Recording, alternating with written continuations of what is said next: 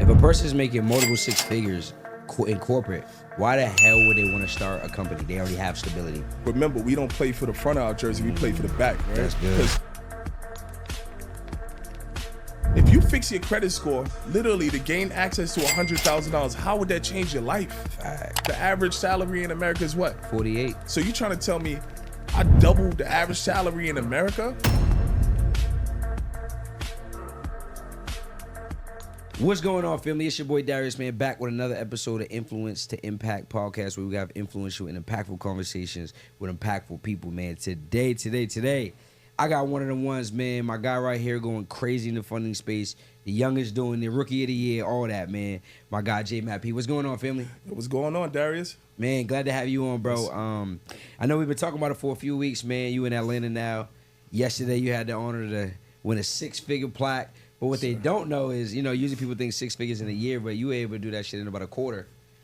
Yes, sir. Yes, Right. sir. 2.5 months. Everybody kept saying 3 months, but it's been 2.5. Talk that talk. Yes, so, sir. so what I like to do on this podcast, my goal is a few things. You already know we're going to give a master class. You're going to go crazy. I know you got some game. Sir. But before that, I want people to know, because a lot of people are at home and they're thinking, well, I see all these people on Dash's platform. I see them going crazy, but that can't be me. For some reason, they have limiting beliefs, right? So I want to dive into your beginning. And we've talked, I know your beginning is a little different, but you've been in the entrepreneur space for how long now? And before the entrepreneur space, what did life look like? Essentially, I was a B2B sales leader, one of the top sales rep in the nation for a Fortune 26 company. Wow, dope. Now, that sounds like you was getting money in corporate. Yeah, I was making multiple six figures. So most people would think, if a person is making multiple six figures in corporate, why the hell would they want to start a company? They already have stability. I would say this, right? If you somebody that's working a 9 to 5 and you're looking for more, remember, we don't play for the front of our jersey, we play for the back, right? That's good. Because we can't give our kids that company. Facts. But one thing we could give them is a company that's in our name that we run. Hard. So in terms of the transition from corporate, right? The transition from corporate to now being an entrepreneur. Obviously in corporate you have a lot of structure. You said you were in sales, top in sales. So you do come from a background where you eat what you kill in terms of getting more commissions and things like that. What has the biggest transition been going from corporate America to now entrepreneurship is all on you? I think the biggest thing is politics, right? I think when you're in a corporate office, it's he say, she say, and sometimes your race play a factor, sometimes the way you look play a factor, right? Wow. But in the entrepreneurial role, everybody has their own avatar. Fire. So by you having your avatar, somebody's naturally going to gravitate to you because of who you are. That's tough. So do you feel like a lot of the skills are transferable though from corporate to kind of how you Absolutely. I think that's where I found my success, right? I implemented my corporate structure into my day-to-day. What are some of those structures so people out there know? One thing people don't know is obviously when you're in sales, you prospect in the morning. So every day I had a strict time schedule from 9 to 11 where I cold called. Fire. I touch bases with clients, right? After 12, I touch bases with my existing clients. Well, it's the same structure, right? So what I do is I submit offers throughout the morning, right? I'm touching bases from 9 to 11. I'm submitting offers. From 12 to 1, I'm pretty much touching bases with all existing customers, seeing what they need, how we can help them grow.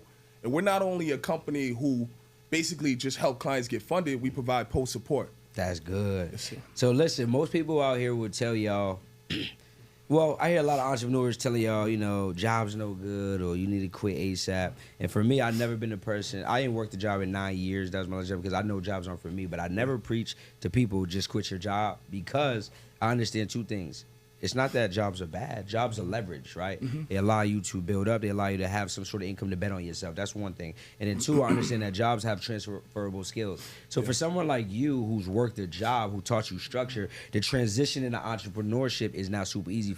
So for those of y'all who have a job, understand that is your leverage, right? That is your business partner until you make enough income till you feel like you can leave your job. At what point did you say, now I'm ready to leave my job and go on? Because you have a family and a lot of big responsibilities, right? So talk about that time where you said, no, this is the point that I feel like I'm ready to leave. Yeah, so the biggest defining moment was I moved to Massachusetts. I'm originally from New York City. So I became like a senior manager for the whole Massachusetts. But I went to get a haircut from a random guy. You know, I'm new to Massachusetts. I'm like, let me try this guy out. And he asked me, he was like, what do you like to do? And I couldn't answer it. because that's all I did was work. So that was that defining moment when I was like, hey, man, my kids are getting older. I have a 1-year-old, I have a 9-year-old, and I see my woman, like, I'm giving more to work than her. Fire. And this is the woman, like, who basically, like, she been with me from when I worked in the restaurants. Hard. That's dope. So she was with me when I was making $40,000 a year all the way up to $200K a year. Damn. So I felt like, you know, I listened to Jim Rome. He's like, hey, work on yourself more than you work at work. That's good. That's so for good. me, that was extremely big because I was giving more to work than myself, in which it led to multiple things, right? I felt like depression. It came, you know, I gained weight because I was so focused on a job. I was putting a job first. Yep. But let me tell you, with these big corporate companies, you just a number. Like, if you pass away tomorrow, Replace your ass guess what? today. They're going to replace you. That's a fact. They're going to replace you. You're just a number to these corporate companies. And that's so good, man. And talking about that aha moment, right? When you went to go get a cut from the dude, I feel like everyone has a point in their life where you come to an aha moment, a realization like, damn, something got to change or I'm fucked up for a long period of time. And it sounds like that cut was the thing that the catalyst to you saying, bro asked me what I like to do for fun. Yeah. And I don't even have an answer because all I know is that I'm indulging my work, right? And I remember when the short stint I did work corporate, I felt a lot of the same things. You feel like, damn, I don't got my time. Damn, I don't even got time to eat healthy because by the time I get off here, I'm tired as hell and they telling me I got to take home work and come back. So shout out to you for realizing that and then most importantly, taking action on it. I feel like a lot of times people play victim to their circumstances, and most people would just say, well, hell, this is what I got right now. I got to work with it. But you made a decision to change. So shout out to you. Sir. And one of the things I always tell people is, what is your why? And you mentioned your kids. You mentioned your wife. You mentioned coming from beginnings with your wife and now being able to build out. So what I tell people, all y'all listening, is always understand your why, because when you understand your why, you can keep going on times where it's tough. Even when you feel depressed, you realize it's not about you just feeling depressed. You got to make sure little man has something to look up to say, Pops is an animal. Pops a beast. He got through tough times. Well, shit, I can too. So now you set a solid foundation for him. So shout out to you for that, bro. Now you a wizard. You out here 6 figures in 12 weeks. No, not even 12 weeks. My fault. 4, 8, 10 weeks. 6 figures in 10 weeks. Yeah. Brand new business. Helping people get access to capital, right? Talk to people a little bit about that. What is it to run a funding company? What do you do? How do you help people? And what makes you different? So I like to look at myself as a relationship coach, right? I help the client build a better relationship with the banks, right? Fire. I think sometimes we go in to the banks almost as if like they're friends with us, right? Yeah. When you come to a table, even with your friends, you got to bring a plate. So I always tell my clients, hey, when you go to a bank, let's deposit some money. Fire. That's good. So if I come to you, Yeah. do I pay you up front? Do I pay you after you give me the money? What does that process look like? So we basically take a success fee after we get the client funded. Okay. What's it? 5%? 10%. 10%. So if you give me 100, so if you give me 100,000, I gotta give you 10,000. Yes, sir. What if I feel like that's a little high? I don't know. That's a lot of bread. To be honest, how long would it take you to save $100,000? The average consumer who has bills, has holidays, right? These holidays are here to basically take money out your pockets. Facts. So it would take you probably a couple years to save 100,000, but you're able to come to me and I can get you 100,000 within 60 days. And it's so crazy because, bro, the average American don't have $1,000 to their name. So you can help me go get more money in what, a week? It take like a week, 2 weeks to get the money. Yep. So you got me go get money in 2 weeks than I could possibly ever save up in my whole entire life. Absolutely. Damn, that's crazy. And then that allows me to now.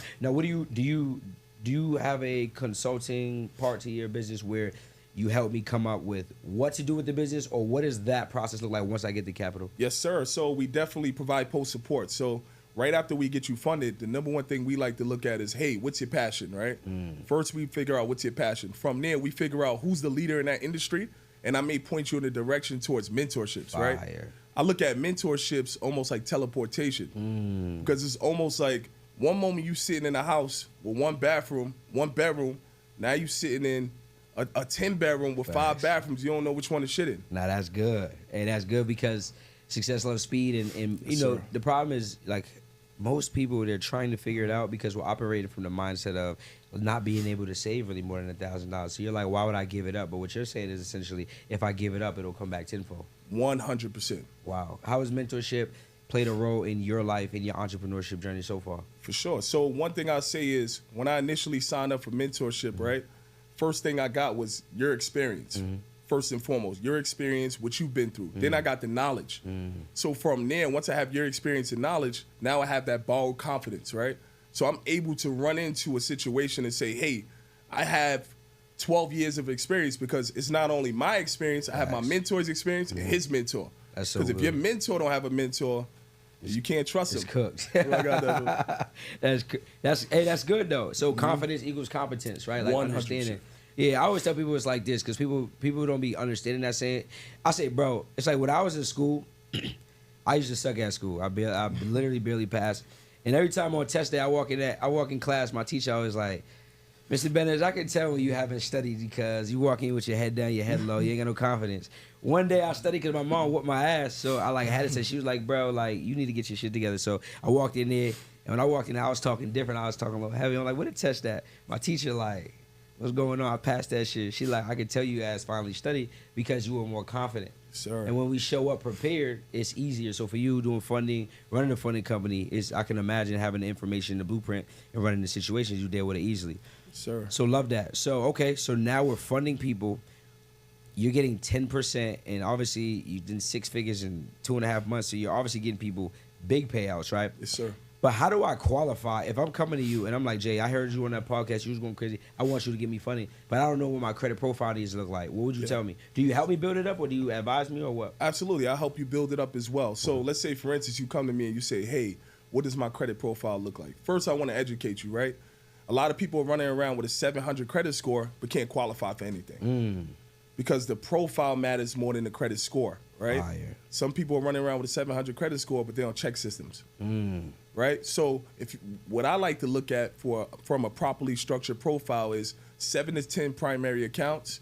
Usually I like limits from 25 to 500, and I like a good credit mix, right? So let's say, for instance, if you have a mortgage, we'll take it. Fire. A car loan, we'll take it. And then we have multiple credit cards, I'm able to still get you funded, right? Because what the banks look at is something called comparable credit. And now with comparable credit is the banks want to see how you're leveraging your money for them to come in and triple those limits. Wow. So again, guys, number one thing you want to know is the banks are your second business partner, right? So if you work in a 9 to 5, that's your first business partner. So we take the money from the 9 to 5 and we bring it over to the banks. Facts. That's good. And then I know, okay, so primary accounts, we talked about that. Yes, sir. If I'm somebody and I'm like, damn, that's lit, primary accounts, but like, shit, where I could go get some primary accounts? Yeah, so I would say this, right? Let's say, for instance, if you're an individual who don't have any primary accounts, the first place we want to go to is a credit union. Okay. Always, because credit unions are usually more open door policy, and a lot of them are nonprofit, right? So what we like to do is basically, essentially, send you over to a credit union. Let's open up a checkings account. First things first. Let's deposit some money in there. Right. Then from there, what we're going to do is open up a pledge loan, which is essentially a secured loan. Okay. And basically what we do is once you open up that pledge loan, they're essentially going to have you move that money over to your savings account, and they'll lock in that money for your pledge loan. Tough. Yeah, so I always tell my clients, a lot of clients don't have money, right? Like you said, the average American only has $1,000. So I'll tell a client, hey, with $250, go open up a pledge loan. Facts. Because what you essentially doing again is, and I'll bring it back, is you bringing food to the table. So now it's a respect level there. Like, oh, you bought something to me? Yeah. All right, so from there, once we get the pledge loan, let's say for $250, I'll tell my client to wait like a week, and then from there, we'll pay off $240. Oh, that's tough. 90%. Tough. And now what essentially a Navy Federal would do is backdate your loan. So Wow. you won't have to pay your loan for a couple months. Fire. So I built with $250. I went to the credit union. I told them I want to open a secure loan, or you said pledge loan, and then they'll move it, lock it, and then you're saying a week later, tell them I would like to pay off that loan. Yes, sir. And now that builds my relationship with the credit union, which helps me. What is that? That helps me get higher products now? Higher products, and Fire. also, too, it's a trust level there, Okay. and you're adding on a primary account. Oh, that's so good. So you we're banging killing out 2 three birds things. with 1 stone. That's what we like to do. That's hard. So talk about, so you said credit unions. People go there because they want higher limits and more leeway. Okay, Right. that's fire. So that's why I should start off if I'm looking to not just build primaries, but also get my first credit cards. Absolutely. Fire. Fire. Any specific credit unions that you recommend? I like DC Credit Union, obviously, because I live in Massachusetts, Yeah. so they're predominantly there. I also like Wings Credit Union as well. Fire. I like First Tech because that's a fintech credit union. It's a new credit union that's basically coming into the space. Fire. And then Navy Federal. Navy Federal was extremely hot back Yeah. in like 2018, 2019, Yep. where they were just throwing money, 25,000 here, 25,000 there. But a lot of people don't know a lot of these other credit unions are able to do the same thing. Same thing. People think Navy Fed, but you're seeing there's hundreds out there. You get some plays. Yeah, DCU, that was my first credit union I ever rocked with, bro. Gave me 3 products, 1 inquiry, super generous. So if you up north, he definitely not capping because I know from experience. All right, bet, bro. So this is lit. This is valuable. I can know where to go get my first couple credit cards. Let's talk about if I'm a person, because I know you go crazy with this play. Ooh. I got high utilization, and I'm trying to get to the business side, and all these credit gurus or these funding specialists, they telling me I got to get my utilization down. But can you help me directly get my utilization down? Yes, How? sir. Yo, Darius, can I drop some sauce?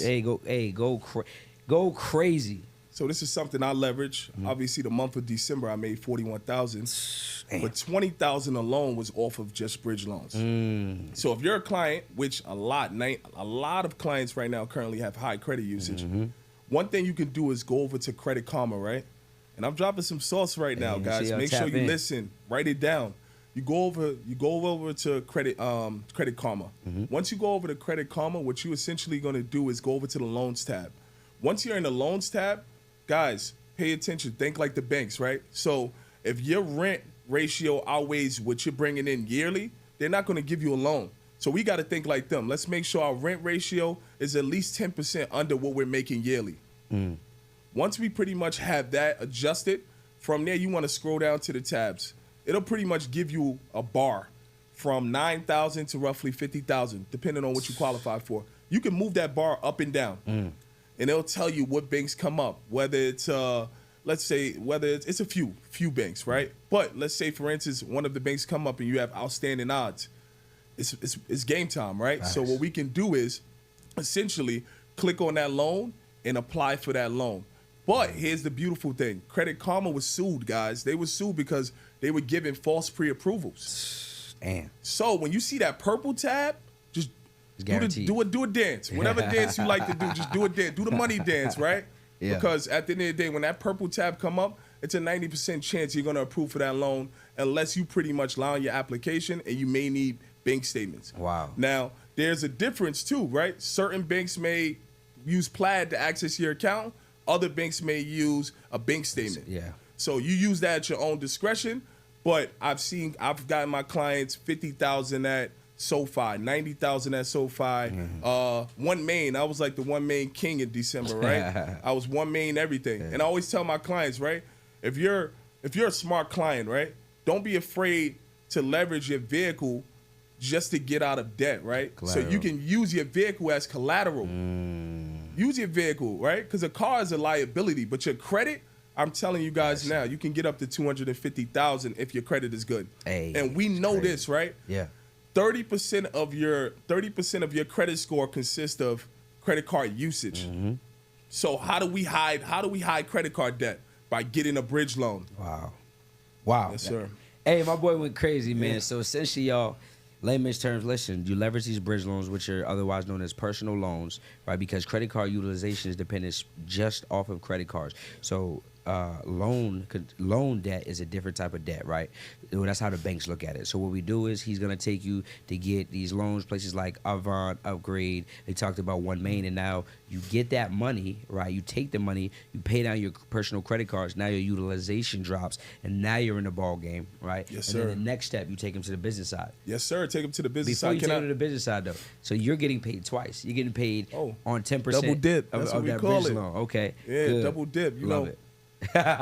So now their utilization is down. They're on the business side. Yes. Where do you recommend them starting at, or where do you start for them? I always start at Chase, right? That's the big baller. So they basically going to dictate how much money you're going to get in the long end. Fire.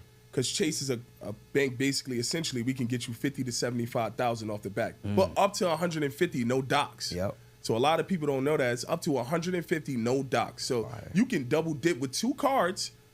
It used to be 1 inquiry, now it's 2 inquiries, but you can double dip with 2 cards and essentially get up to $150,000. God damn. I always prefer guys to go to the Chase Inc.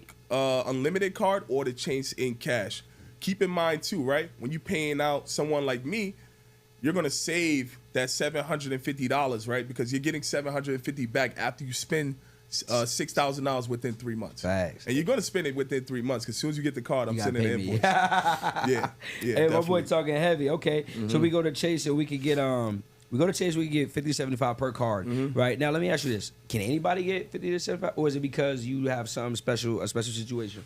Yeah, can I get into Hey, that? go crazy, bro. So we leverage bank relationship managers, right?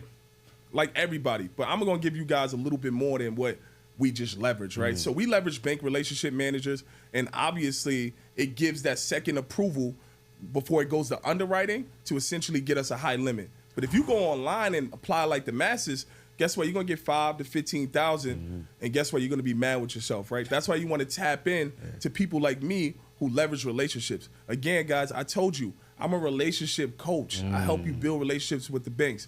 But what I want to do is go a little further, and this is not only sauce for the average consumer who's looking to go and maximize on their credit and get 50 to 75,000, but I want to go into how you can get a relationship manager. That's something everybody don't talk about. Hard. But we're going to talk about it because, Talk heavy. again, right? Yeah. I like to look at myself. I leverage my corporate structure to be successful. I love it. So, I'm like corporate, call me corporate maps. Corporate maps. You know what I'm say saying? less. So one thing I like to do to gain access to relationship managers is use LinkedIn. The simplest things, right? You can type in the search bar, Chase Bank Relationship Manager. Yeah. They're all going to come up for different states. So I don't want to hear excuses from people when they say, hey, well, right now in the they only taking people in the tri-state area. Let's go pivot and get somebody from Cali. Facts. Let's go pivot and get somebody from Ohio. Let's go pivot and get somebody from Texas.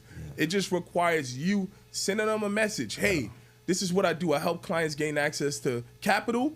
I think it'd be beneficial for me and you to work together. Here's what I can do for you. Love it. Hey, effort. LinkedIn, guys, and a lot of gurus are not telling you that. You could go right to LinkedIn. So, the average person is selling their bank list, right? Yeah. You can build up a bank list to sell it. That's a business in itself. Facts. Hey, So- that's good. So let me ask you this because that was so good. It's about banking relationship managers, finding them on LinkedIn, right? I know people want to know, okay, cool, I connect with a banking relationship. What are some questions that I should be asking that relationship manager to make sure that they're quality and that they can actually help my clients? I would say this, right? The first thing you want to do is figure out how they get paid. What's their KPI? Because once you have an understanding of their KPI and their why, you can come in and help them and level them up to get them promoted. Leverage. Good. So number two thing you want to do is pretty much ask them the essential questions. What do you need when I'm sending an introduction? Is there a template you use? Fire. Right? So, just because we don't want to look sloppy when you're sending these emails. These are corporate emails. Facts. Also, their cell phones are corporate cell phones. Yeah. So we want to make sure we move correct. So we want to ask that. The third thing I would ask them is, hey, what's your next step after we submit the information to you? Are you going to jump on a virtual call with them? All right. What specific questions do you have for the client? Because it preps you to prep your client. Facts. You don't want your client going in there like, hey, how much money are you looking for? I just want the maximum amount of money I can get. That's not an answer, right? Right. Because it's a DocuSign you're filling out. So you're essentially putting the amount of money. And 90% of the time, you get that amount of money if you're going through a person like me because we make sure your profile is properly structured. Order. That's good. That's good. This is good, y'all. Yeah. All right, so now we know how to go out on the business side. We're starting with Chase. Give me the rest of that funding sequence for, let's say, not even for everything, for Experian. I'm on Experian. I'm trying to get right with some banks I could go to go run up, 40 to 60,000. Because maybe I don't need a whole 200 right now. Maybe I just need 40 to 60. If you're talking 40 to 60, Experian, I gave you one place, Chase. All right, let's say I'm talking 100, 150. All right, now we're going to go to BOA, right? BOA is big on relationships, though, guys. So make sure you want to start a relationship with them. Make sure you have an account open, right? So we want to go to BOA. And then we have a multitude of banks, right? I can't think of one off the top of my head because I have so many banks. I'm right now in a few sequences. Yeah. We have a multitude of banks we can go to. Fire. Now I love it. So I can go to Chase, I can go to BOA, I can get busy. All right, cool. Now look, the next thing I understand is now I'm like, cool, you got me thinking, I want to come to you and get some money, but now I'm like, bro, I want to be like you, bro. I want to be able to charge 10%, go run up 6 figures in 2.5 months. How do I get my first clients? Or better yet, I don't have a big social media, and I don't want to be posting all day. How can I build and get a clientele to consistently make money? So when I essentially started, I had 1,400 followers, right? But what I initially did was I reached out to family members and friends first, right? Hey, how's your credit? That's the first question you can ask them. Yep. And sometimes it's an uncomfortable situation, right, to ask somebody that. But also lend a helping hand. Hey, this is what I can do. I can help you to dispute some of these transactions off your credit report if you do have anything on your credit report that's hurting you, right? So the first people, like, the first receipt is you. So you want to build yourself up first. Then second will be your friends and family members. That's good. That's good. So start right where you at. So a lot of this stuff you're talking about, I'm hearing effort. It's a lot of people lacking effort, it sounds like. 100%. Everybody's making excuses, right? And sometimes it's the smartest people overthinking things. That's a fact. While a person that's not thinking is running laps around them. That's a fact. Laps. That's a fact. Double lapping people that's just thinking. That's a fact. And, you know, my thing, I always say, listen, you know, people who think too much, I don't really see that they be doing well in business, because business it's not a thinking man's sport. It's a doing person's sport. Success loves speed. Success loves speed. Yeah. Think less, do more. That's the difference between a billionaire and a millionaire. Facts. The short amount of time they can make a decision. That's it. Because somebody may come to you with the biggest deal of your life, and you got to say yes or no right there. Facts. Because all money ain't good money, right? So you can say no. Yeah. But what if it's a great situation that could potentially change your life? That's a fact. A lot of people have to be optimistic, right? And what I mean by optimistic is everybody's like, what if it don't work? Yeah. But what if it works? Facts. The work only works when you work. That's a fact. So I think that's the biggest thing, right? And also, too, not only doing it for money, right? Because we're talking about money, but what about the people? Like, I have clients that I've helped that were basically in debt, $60,000, where we used a bridge loan to offset it, brought them up to 800 credit score, and now they're starting their own business. I have a client, his name was Oswaldo. Yeah. Right? Now he just opened up a detailing shop and literally was just a representative in a location. Crazy. Now he's an entrepreneur. And he called me all the time. He's like, thank you, man. I appreciate it. And I'm like, man, you did it for yourself. Facts. I came to you with the knowledge, and what you did was you took action. Yep. So it's a 50-50 thing. That's a lot good. of clients don't know that. A lot of clients will come and say, hey, but my credit score is bad. Let's fix it. They disappear. Gone. They disappear. As soon as they hear it's an investment. Yeah, as soon as they hear it's an investment. Yeah. But a lot of people don't know is if you fix your credit score, literally to gain access to $100,000, how would that change your life? Facts. It would change your life. Some people not even making 100. The average salary in America is what? 48. 48,000. So you trying to tell me I doubled the average salary in America? And not only did you double the average, if a person make 48, they got bills, they got life, they my keep goodness. it maybe 15, 20. You're teaching them how to get the 100 and go flip the 100. Go flip it. Right? So it's Yeah. not like they're making 100 and then they got expenses. They're getting 100 to go bet on themselves. You know what I'm saying? And we're not just leaving you out there, right? Yeah. Like, we're not just saying here's 100, right? Because we know when you give somebody something that they never had, they more than likely gonna mess it up. Facts. We know that, right? Facts. But what we do is obviously we point them in the direction. Absolutely. So let's say, for instance, if you're looking for real estate, then we're gonna put you in the direction of a mentorship with real estate. That's a fact. Right? Where they can educate you. Let's say, for instance, if you want to just acquire a business, I'm gonna point you in the direction of banks that do SBAs, right? Where we can do a 7A loan where we only got to leverage 10% of our money for how much the business costs. Yep. So a lot of people are not knowing, right? Like when you going into investing into a business too, right? You want to run it. You want to go into and invest in something that already has a legit business going, that we can look at the statements and say, hey, this company's generating this amount of money. It's real. Yeah. Properly structured. Yeah. Because a lot of people are hustling, but we want to get into Yeah. running actual businesses. I think that's 100%. that transition for a lot of us, because, like, you know, I'm coming from around the way, and it's like I threw parties, and it was like, okay, cool, we getting money, we getting cash. You're not putting it in banks because you think the banks are against you, and you're not even operating with an LLC. I was operating off a sole prop, and just not knowing was literally killing me, because on paper I still look like I'm in poverty because I have nothing to show for it. So one thing you talked about so good, like understanding that your foundation is everything, right? It's everything. And also too, when we get these LLC guys, let's make sure they properly structured. So after you're making 50,000 or more, let's go turn into an S corp, right? Where you're paying yourself a salary now. Because the problem is too, when we going to get cars now, when we run in the business, we're not properly paying ourselves for a car company to come in and say, hey, we will give you this vehicle. Yeah. So we got to properly structure our LLCs as well as our credit profiles. That's good. That's so good. All right, man. So this is crazy. This is a massacre. I learned how to build my credit out. I learned that it's not about the score, but it's about the profile. I learned how to leverage personal loans to get me right. I learned how to get some 0% interest funding. Now, let's say I'm a business owner. I'm coming to you, bro. I ain't gonna lie. You know, maybe my credits is ass right now. I'm at like a 600, but I'm getting some money in real life. My business doing about 250,000 a year. Can you get me a bag, or is it over for me? Of course. And this is one thing the gurus are not talking about again, right? Revenue-based lending. A lot of these gurus, what they're doing is they're pushing you over to a company called Rock Financial, right? But what if you could be Rock? I could be Rock. Could be Rock? You could be Rock. Talk to me. How I do that? I'll tell you right now, first thing you got to do is build out an affiliate portal. So simple. And open up that open door policy for all those 0% interest funders that's on Instagram. Hey, this is what I could do for you, right? Submit your deal if the client has bad credit.